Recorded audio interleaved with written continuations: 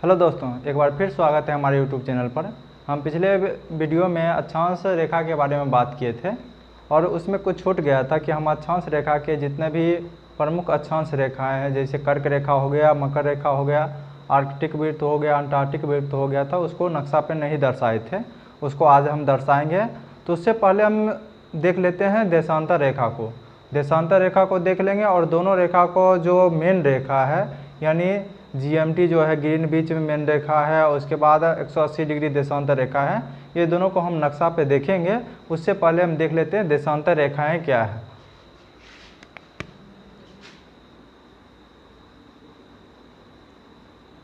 देशांतर रेखा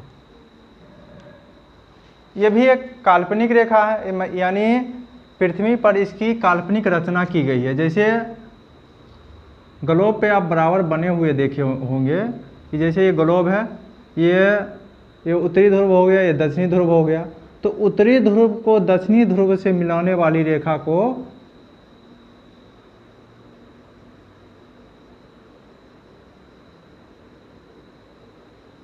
यानी उत्तरी ध्रुव को दक्षिणी ध्रुव से होते हुए उत्तरी ध्रुव से दक्षिणी ध्रुव तक जो रेखाएं खींची गई है उसी को कहा जाता है देशांतर रेखाएं। ये सभी क्या हो गया? देशांतर रेखा।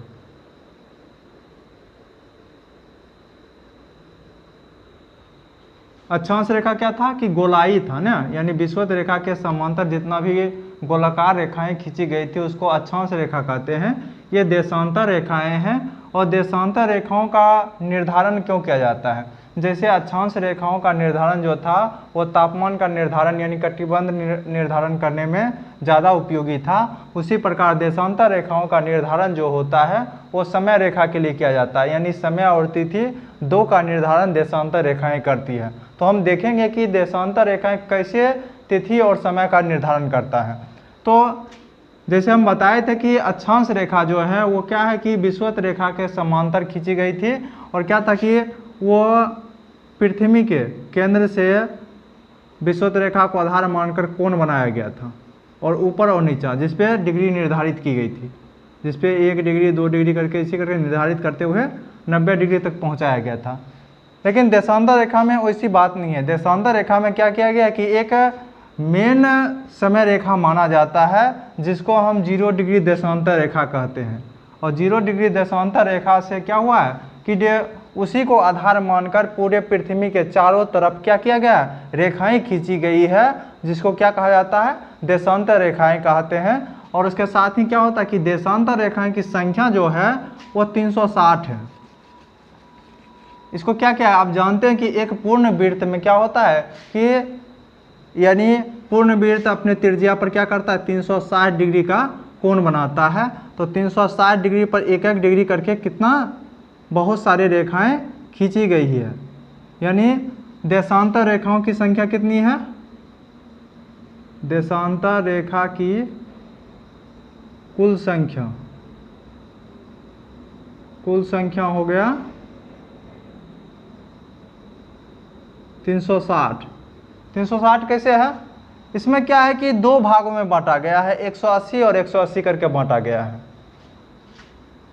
तो क्या हुआ कि एक को निर्धारित, जैसे ग्रीन बीच जो समय रेखा है, हम जैसे ही पृथ्वी ले लेते हैं बनाए और उसके बाद इसके बीच में मान लिए ये ग्रीन बीच समय रेखा है और 0 डिग्री है, ये 0 डिग्री। तो इसके इधर क्या किया गया? 180 डिग्री इधर खींचा गया है, 180 डिग्री इधर खींचा गया। हम दिशा का भी निर्धारण कर लेते हैं। ये नॉर्थ हो गया, ये साउथ हो गया, ये वेस्ट हो गया और ये ईस्ट हो गया। तो क्या होता है कि इधर वाला जो 180 देशांतर रेखा है इसको कहा जाता है पूर्वी ना, ये पूर्वी देशांतर हो गया। इस तरफ वाला इसको ईस्ट को क्या कहते हैं? पूर्वी कहेंगे। और इस तरफ वाला जितना हो जाएगा उसको पश्चिमी देशांतर कहा जाएगा। तो पश्चिमी देशांतर और पूर्वी देशांतर हो गया।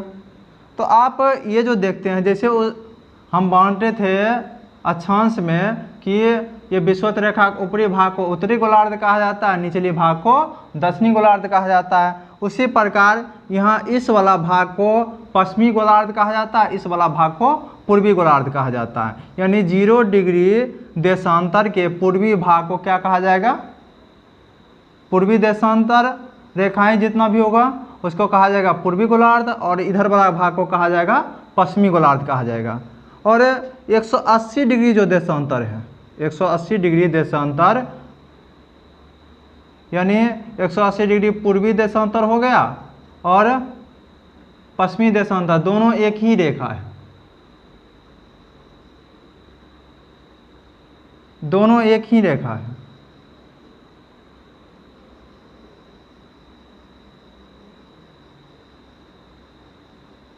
रेखा है जिसको कहा जाता है तिथि रेखा। तिथि रेखा क्यों कहा जाता है वो हम नक्शा पे बताएंगे, तब तक हम थोड़ा समय का निर्धारण देख लेते हैं। इसको कहा जाता है समय रेखा ना, 0 डिग्री को क्या कहा जाता है, समय रेखा कहा जाता है। आप इधर लिख लीजिए कि 0 डिग्री देशांतर, देशांतर को समय रेखा कहा जाता है, समय रेखा।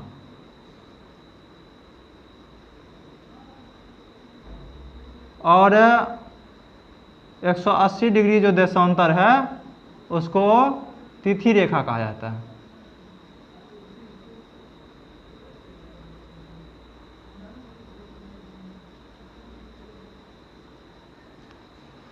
तो 0 डिग्री देशांतर हो गया समय रेखा, 180 डिग्री तिथि रेखा हो गया। वो कैसे है वो हम मैप पे बताएंगे। तो आप सबसे पहले देख लेते हैं कि समय का निर्धारण आखिर कैसे किया जाता है। ये तो हो गया 180 डिग्री और 180। अब जैसे पृथ्वी गोल है, तो जैसे यहाँ से हम मार्कर को हम गोल मान लेते हैं, मार्कर ने हम कुछ ले लेते हैं बॉक्स, जैसे ये बॉक्स है, इस बॉक्स को यहाँ पर ही मान लेते हैं 0 डिग्री। ये हो गया 0 डिग्री, आपको हम कैमरा के सामने ला लेते हैं। ये 0 डिग्री हो गया। तो 0 डिग्री इधर से शुरुआत हुआ 1 2 3 करके, और इसके ठीक विपरीत 180 डिग्री माना गया। यहाँ माना गया 180 डिग्री। तो इधर वाला भाग जैसे ये पूर्वी हो गया और इस तरफ वाला भाग पश्चिमी हो गया। तो दोनों भाग का आके यहाँ जो मिल जाता है 180 पे आके जब मिल जाता है, इसी को कहा जाता है 180 डिग्री, और इसी को कहा जाता है तिथि रेखा। तिथि रेखा इसलिए कहा जाता है क्योंकि यहाँ एक यानी पूर्वी भाग जो है, आप पूर्वी भाग से पश्चिमी भाग में जैसे ही जाएंगे तो एक दिन माइनस में चले जाएंगे। यानी आज जितना तारीख रहेगा उसके एक दिन पहले में चले जाएंगे। जैसे आज शनिवार है तो इधर पीछा में जाने के बाद आपको शुक्रवार, इस देश में शुक्रवार मिल जाएगा, और इस देश से जैसे ही इस देशांतर को पार करके इस तरफ आ जाएंगे तो एक दिन बढ़ जाएगा। जैसे आज शनिवार अगर अमेरिका में होगा, जो इस तरफ होगा देश, 180 देशांतर की इस तरफ जो देश होगा, और इस तरफ आ जाएंगे तो एक दिन बढ़ जाएगा।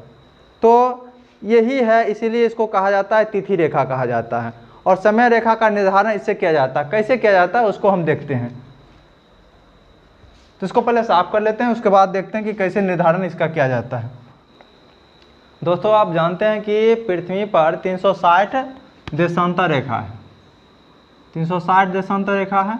और 360 अब रेखा तो इतना है देशांतर, और समय कितना है, पृथ्वी के एक घूर्णन में कितना समय लगता है, एक दिन में 24 घंटा समय होता है। यानी एक चक्कर लगा लेता है पृथ्वी 24 घंटा में, यानी 360 देशांतर को पूरा कर लेता है। तो 24 आवर हो गया। तो आप इसको क्या करना, मिनट में निकालते हैं। तो मिनट में निकालने के बाद अब देखेंगे कि जैसे हो गया कि 360 बटे आप 24 आवर लिख लीजिए। अब क्या हो जाएगा, 360 बटे 24 गुने 1 घंटा में कितना मिनट होता है, 60 मिनट। कितना हो गया, इसको काट दीजिए, कितना हो जाएगा, 1 बट्टे कितना हो जाएगा 4, यानी 1 डिग्री बराबर हो गया 4 मिनट। तो 1 डिग्री पार करने में कितना समय लगेगा, 4 मिनट समय लगेगा। इसी प्रकार 15 डिग्री पार करने में कितना लग जाएगा, 1 घंटा, यानी 60 मिनट हो जाएगा। 60 मिनट बराबर कितना हो जाएगा, 1 घंटा हो जाएगा।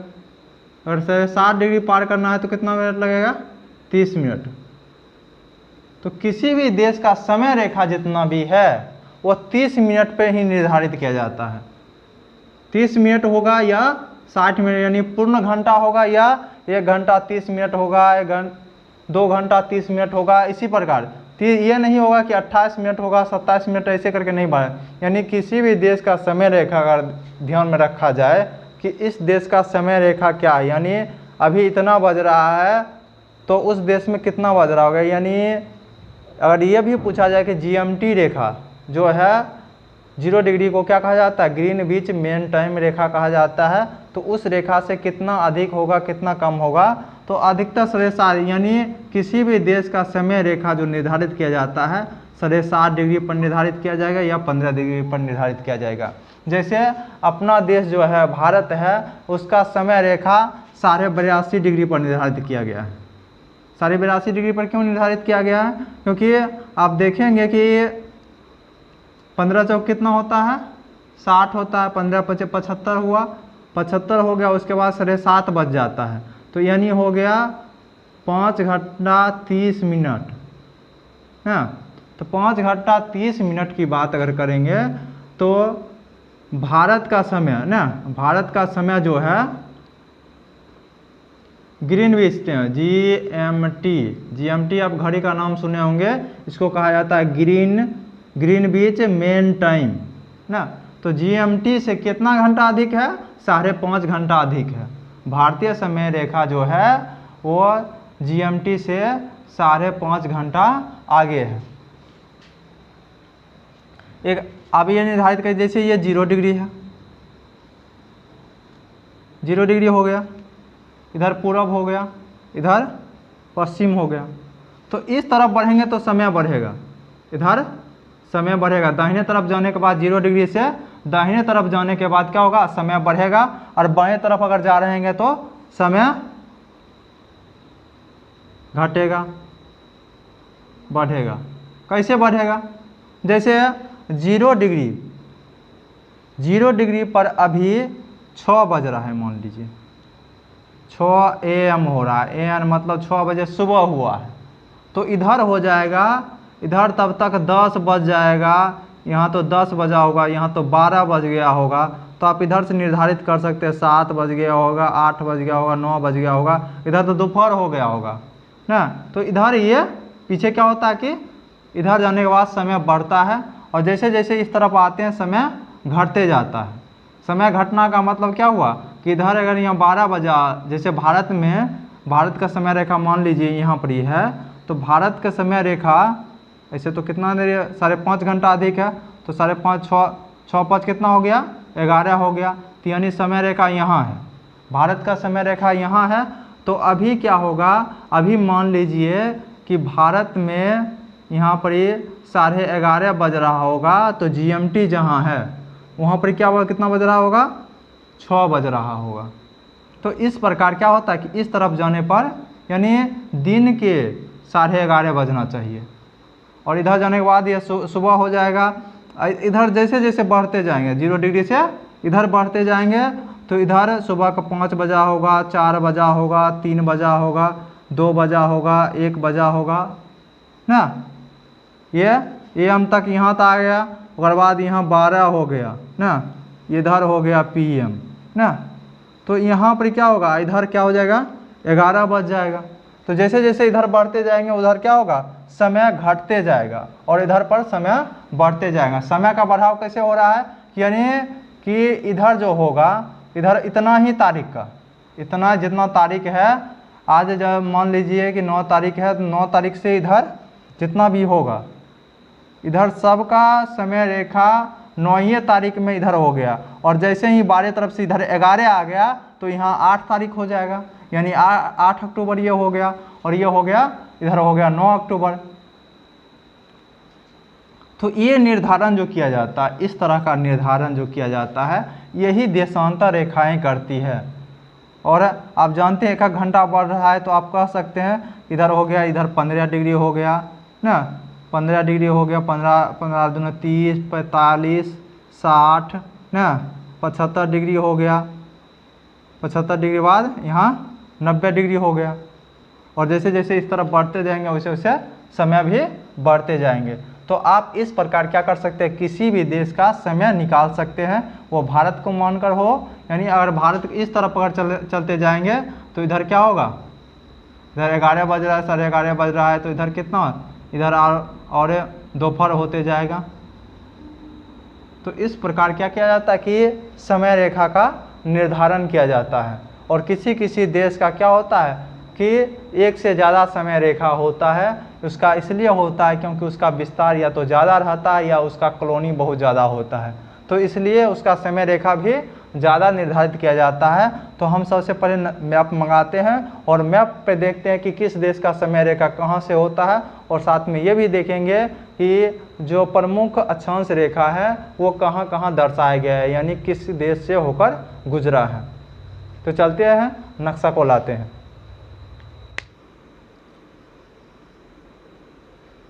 तो चलिए देखते हैं कि अक्षांश रेखा जो महत्वपूर्ण अक्षांश रेखा है वो किस किस देश से होकर गुजरा है।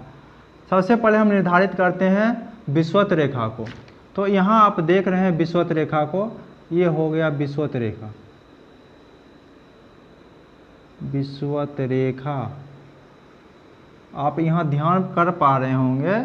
तो ये जो है मलेशिया, इंडोनेशिया का जो द्वीप है, सुमात्रा द्वीप है, सिंगापुर है, सिंगापुर के जस्ट बगल से गुजरता है विषुवत रेखा।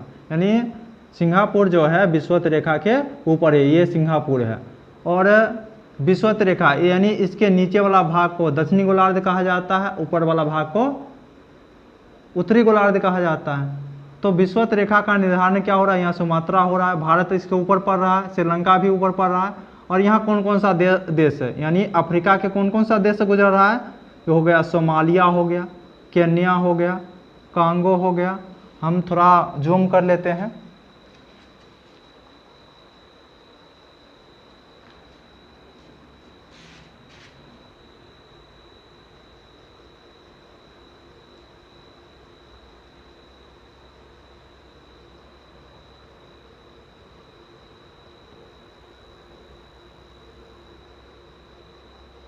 अभी आप देख रहे होंगे कि अफ्रीका के ये सोमालिया हो गया, केन्या हो गया, इधर ना कांगो गणराज्य हो गया, कांगो हो गया। ये सभी देश से क्या होता है, ये सभी दक्षिण अफ्रीका कहते हैं, अफ्रीका की ये सब देश जो हैं इससे होकर विषुवत रेखा जाती है। और इधर दक्षिण अमेरिका में कौन कौन सा देश है, ब्राज़ील हो गया, कोलंबिया हो गया और इक्वाडोर से होकर रेखाएं गुजरती है। तो ये हो गया विषुवत रेखा हो गया। आप विषुवत रेखा देख लिए, यानी इसको 0 डिग्री हो गया, ये 0 डिग्री अक्षांश रेखा हो गया। वही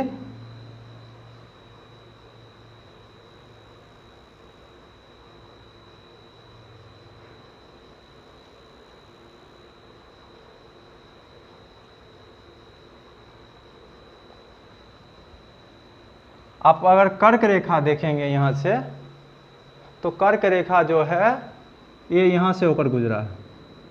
कर्क रेखा यानी इधर से ताइवान, चीन, लाओस, वियतनाम, उसके बाद म्यांमार, भारत, बांग्लादेश, फिर भारत में आ गया।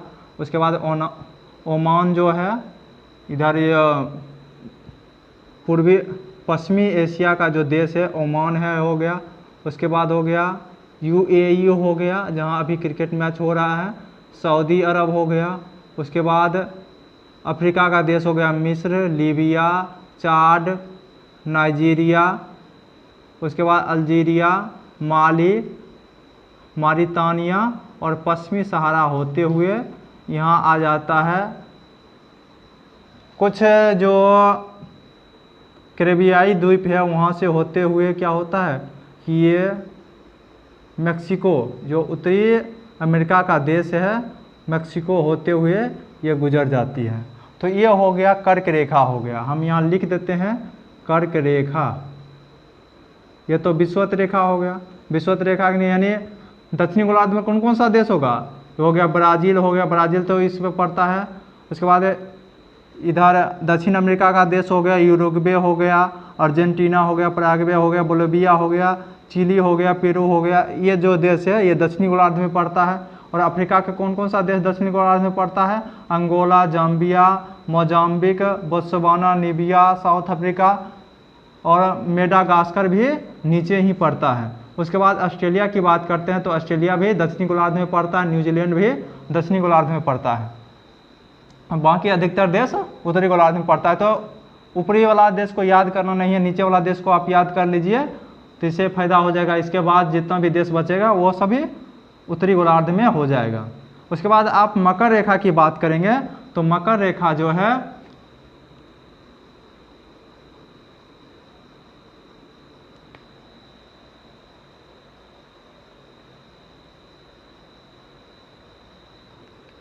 ये रहा मकर रेखा।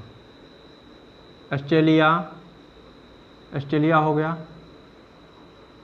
मेडागास्कर हो गया, उसके बाद मोजाम्बिक हो गया, साउथ अफ्रीका, बोत्सवाना, लीबिया होते हुए फिर ब्राज़ील पहुंच गया, पैराग्वे पहुंच गया, उसके बाद अर्जेंटीना,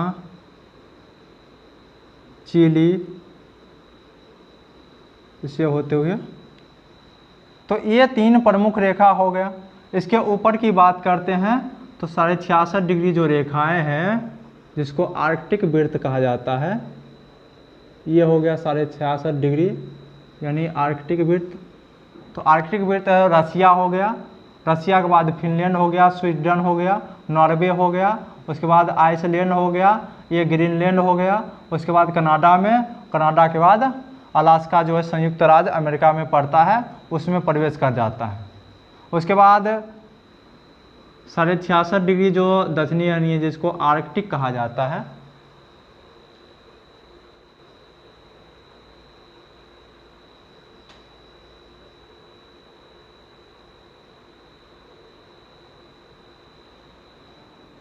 ये हो गया 66.5 डिग्री दक्षिणी गोलार्ध में। और ये जो रेखा है इसको कहा जाता है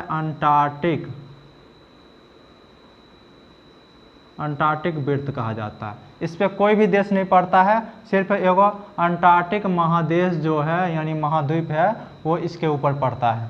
तो अब हम लोग देखेंगे ये जो हो गया, ये जितना भी आप रेखा का निर्धारण कर रहे हैं आप ये एक लाइन से लिख भी लीजिएगा, क्योंकि बराबर ये परीक्षा में पूछते रहता है कि कौन सा रेखा किस देश से होकर गुजरा है। हम भारत की जब बात करेंगे तो अब देखेंगे कर्क रेखा कहाँ कहाँ से गुजरा है। तो इसके साथ ही कुछ और क्वेश्चन का हल कर लेते हैं कि अफ्रीका महादेश जो है यहाँ से 3 प्रमुख रेखा यानी कर्क रेखा, विषुवत रेखा और मकर रेखा, 3 रेखाएं यहाँ से गुजरी है। एक ही ये महादेश ऐसा है जहाँ से 3 रेखाएं गुजरी है। उसके बाद एशिया की बात करते हैं तो एशिया जो यहाँ से हो गया, ये निर्धारित करता है एशिया का।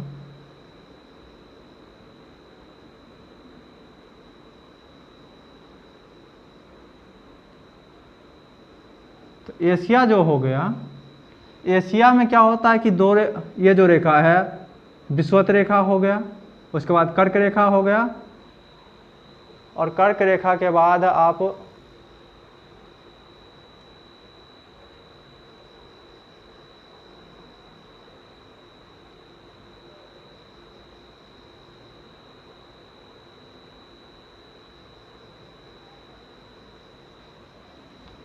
कर्क रेखा, उसके बाद आप समझ सकते हैं ये जो रेखा है ये हुआ आर्कटिक वृत्त हो गया।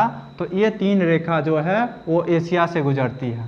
इधर हम देख लेते हैं कि उत्तरी अमेरिका महादेश से, ये पूरा उत्तरी अमेरिका महादेश है, वहाँ से कर्क रेखा गुजरती है और आर्कटिक वृत्त गुजरती है। उसके बाद दक्षिण अमेरिका से मकर रेखा और विषुवत रेखा गुजरती है। तो एक ही महादेश ऐसा है जहाँ से 3 रेखाएं गुजरती है। उसके बाद साथ ही कि आप 0 डिग्री देशांतर की जो बात कर रहे थे तो ये हो गया 0 डिग्री देशांतर। तो 0 डिग्री देशांतर कहाँ कहाँ से गुजरती है,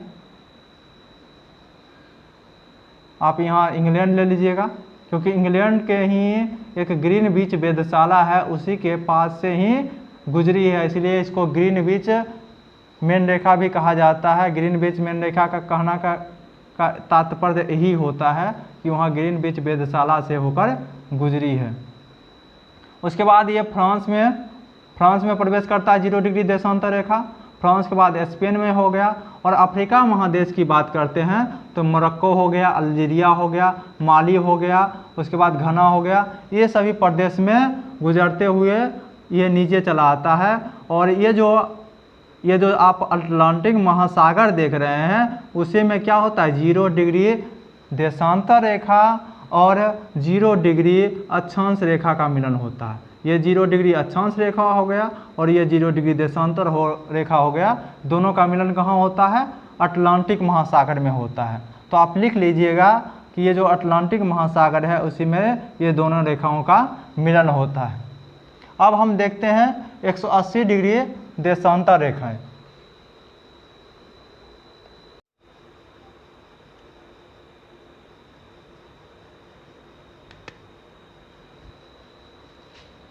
ये जो आप रेखा देख रहे हैं 180 डिग्री देशांतर रेखा है और एक ही देशांतर रेखा ऐसा है जो टेढ़ा है। एक ही देशांतर रेखा टेढ़ा है। इसको टेढ़ा इसलिए बनाया गया है क्योंकि ये तिथि को निर्धारित करता है। तिथि को निर्धारित इसलिए करता है, आप इधर से देख लीजिए कि इधर भी क्या है कि ये जो रसिया है ये रूस है। यहाँ जो आप ये कटा हुआ देख रहे हैं इधर, ये यहाँ चला आया। तो आप जानते हैं कि इसको बीच से इसलिए टेढ़ा मेढ़ा खींचा गया क्योंकि एक ही देश में दो समय रेखा नहीं होना चाहिए। यानी और ये कहा जाए अगर सीधा सीधी खींच दिया जाए, जैसे सीधा सीधी, तो रसिया में ही क्या हो जाता, 2 समय रेखा हो जाता। यानी आप कहा जाता है कि एक जगह जैसे भारत के बीच से आ गया, ये भारत के बीच से आ गया और क्या हुआ कि ये बीच में ये इधर वाला कहेगा कि हमें 9 तारीख में है, इधर वाला कहेगा कि हम 8 तारीख में है। तो इधर वाला का फ़ोन लगाएगा, क्या देश में है, कहेगा कि 8 तारीख 10 बजे मीटिंग है। तो ये पूछेगा कौन 8 तारीख, तोहर वाला 8 तारीख कि हमर वाला 8 तारीख। तो इस प्रकार कन्फ्यूजन हो सकता है। इसलिए इस कन्फ्यूजन को दूर करने के लिए क्या किया गया, इस रेखा को, यानी ये तिथि रेखा है इसलिए उसको टेढ़ा खींचा गया ताकि किसी देश से संपर्क नहीं हो। और ये प्रशांत महासागर में खींचा गया है। पूछा जाएगा कि अंतर्राष्ट्रीय तिथि रेखा किस महासागर में खींचा गया है, तो प्रशांत महासागर में खींचा गया है।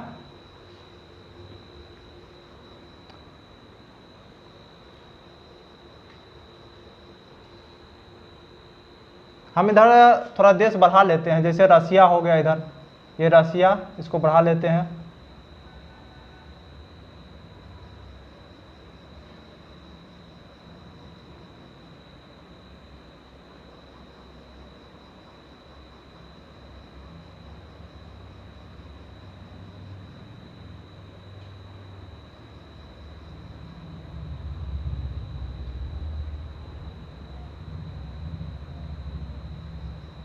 इस प्रकार देश हो गया, आप ये भारत मान लिए। तो इस तरफ ये जो समय रेखा है, और आप ये इस तरफ कौन हो गया, इस तरफ पश्चिम भाग हो गया, इधर पूर्वी भाग हो गया इसके तुलना में। तो यहाँ पर जो देश पड़ता है जापान, तो तिथि रेखा है। तो तिथि रेखा से जस्ट पार करने के बाद एक ही ये देश पड़ता है, क्योंकि रसिया में बराबर सूर्य उगता नहीं है क्योंकि ये ध्रुव के पास है। तो एक ही देश जापान है जहाँ सूर्य उगता है, इसलिए जापान को क्या कहा जाता है, उगते हुए सूरज का देश कहा जाता है। जापान को उगते हुए सूरज का देश इसलिए कहा जाता है क्योंकि अंतर्राष्ट्रीय तिथि रेखा के बाद जो देश आता है ये टापू वाला देश है और इसी देश को कहा जाता है उगते हुए सूरज का देश। आप यहाँ दिलचस्प ये बात है कि जैसे यहाँ होगा 9 तारीख, यहाँ होगा यानी 9 अक्टूबर यहाँ होगा, तो यहाँ 8 ही अक्टूबर, इस तरफ होगा 8 अक्टूबर। ये किस लिए होता है, अब क्या होगा कि जिसको 2 बर्थडे मनाना है, तो 2 बर्थडे कैसे आप मनाइएगा, 2 बर्थडे मनाने के लिए आप क्या कीजिएगा, यहाँ तो आप 9 तारीख का बनाइए लिए, उसके बाद इधर से फ्लाइट पकड़िए और इस तरफ आ जाइए, यानी अमेरिका के तरफ आ जाइए। और अमेरिका में जाने के बाद क्या होगा कि आपको फिर से वही समय मिल जाएगा, यानी वहाँ फिर से 9 तारीख होगा, 9 तारीख हो जाएगा। यहाँ तो समय बढ़ते जाएगा, यहाँ 9 तारीख फिर हो जाएगा और यहाँ जाके आप फिर से बर्थडे मना लीजिए। तो एक ही बार में 2 बर्थडे आप मना सकते हैं। उसका कारण यही है कि यानी आप इस देश से इस तरफ जाएंगे, यानी पश्चिम से अगर पूरब की तरफ जाएंगे, यानी पश्चिम से पूरब होके पार करेंगे इसको, तो क्या होगा कि एक दिन घट जाएगा, और इधर इस तरफ से पश्चिम की तरफ जाएंगे तो क्या होगा, एक दिन बढ़ जाएगा। इसलिए इसको तिथि रेखा कहा जाता है और इसका निर्धारण किया गया है। ये तो समय रेखा हो गया। तो समय रेखा का आप इधर बढ़िए, चाहे इस तरफ बढ़िएगा तो समय बढ़ते जाएगा, और इस तरफ बढ़ने के बाद समय घटते जाता है। अब जैसे इधर आप मान लेते हैं, आप जैसे हो गया यहाँ पर ये घड़ी का निर्धारण जो किया गया है, घड़ी को हम दिखाते हैं आपको।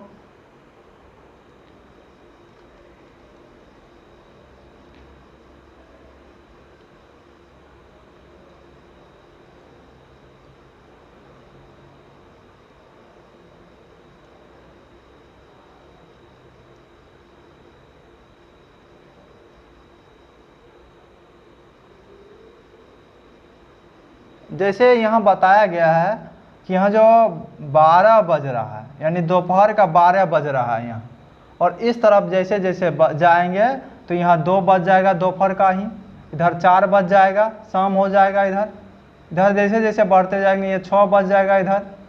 तो यानी इधर से जब सूरज इस तरफ आता है तो सूरज जैसे जैसे आगे बढ़ते जाएगा वैसे वैसे क्या होगा कि समय इधर रात होते जाएगा, और इधर सुबह होते जा रही है। तो इधर का समय रेखा ज़्यादा हो रहा है, यानी यहाँ पर ये अगर नून हो रहा है तो 180 डिग्री देशांतर पर क्या होगा, ठीक 12 बजे की रात्रि होगी। यहाँ अगर 12 बजे 0 डिग्री पर 12 बजे के दिन है तो यहाँ 180 डिग्री पर क्या होगा, ठीक 12 बजे की रात होगी, क्योंकि 180 बटे है ना, 180 को आप 180 डिग्री गुने 4 कर दीजिए तो आप 8 चौक कितना हो जाता है, 18 चौक 72 हो गया। तो इतना मिनट हो गया, और इसको आप 60 से भाग दीजिए तो 0 0 कट गया ना। आप जानते हैं कि वर्षा का 72 हो जाता है, यानी 12 घंटा हो गया।